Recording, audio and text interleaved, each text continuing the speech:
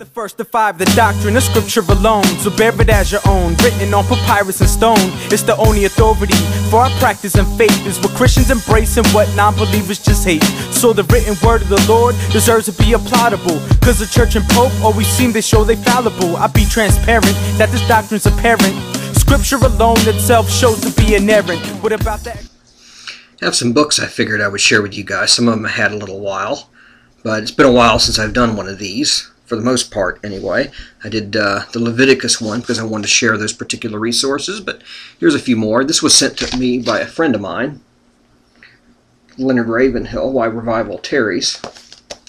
Heard a lot of good things about Ravenhill, but I've actually never read him. I read a little bit of this and look forward to get into it. Unfortunately, I haven't been able to do a lot of reading for a little while, just due to some health issues. Next book is by Jerry Bridges, The Transforming Power of the Gospel. I've got a lot of Bridges' works. Enjoy him very much, teaching people that the gospel is to be the center of everything that we do. And that's good for someone like me who grew up in perfectionism and struggles with perfectionism, and so much of my Christianity quite often gets caught up in sort of performance issues. If you heard that, that was my dog growling. You may hear him some more. But struggle with performance sort of Christianity, and reading Bridges is very good and teaches you how to become gospel-centered. The next book, next two books by the same author, Thabiti Anyabwile, if I pronounced that correctly, The Faithful Preacher. See if you can see his name. This is recapturing the vision of three pioneering African-American pastors, Lemuel Haynes. Let me read it. Let me check it out here. Lemuel Haynes, Bishop Daniel Payne, and Francis J. Grimke. Goes from the mid-1700s to the mid-1900s as far as those three pastors. So covers a lot of our history and what African-Americans believed in their theology. But very good book. The next book, once again by Thabiti Anyabwile, The Decline of African-American Theology, From Biblical Faith to Cultural Captivity. There's his name. It's interesting. He deals with the doctrine of revelation among African Americans going from the 1600s to the present. The doctrine of God among African Americans from the 1600s to the present. So, some of the ones mentioned in this book, he also mentions in this book. I've always wondered, why is African American theology so bad? So that particular book interested me. I've looked at the footnotes as well. And he provides a wealth of information if you want to go further into the study. The next book is by Darrell Bock and Daniel Wallace,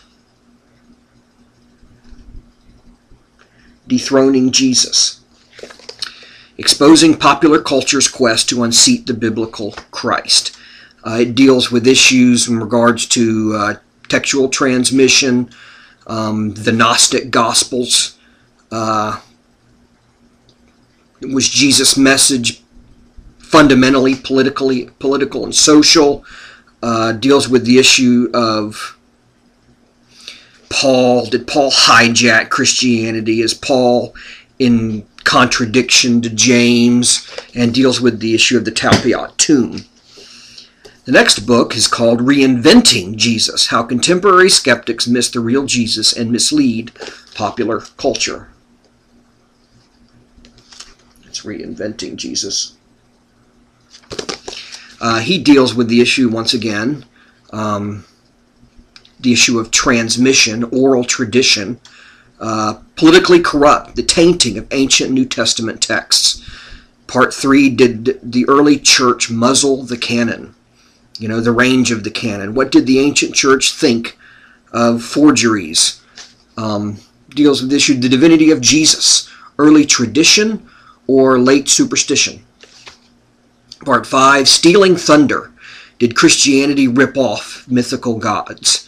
That one's of particular interest of me because, the issue of parallelomania. Did Christianity was its roots derived from the pagan myths around them?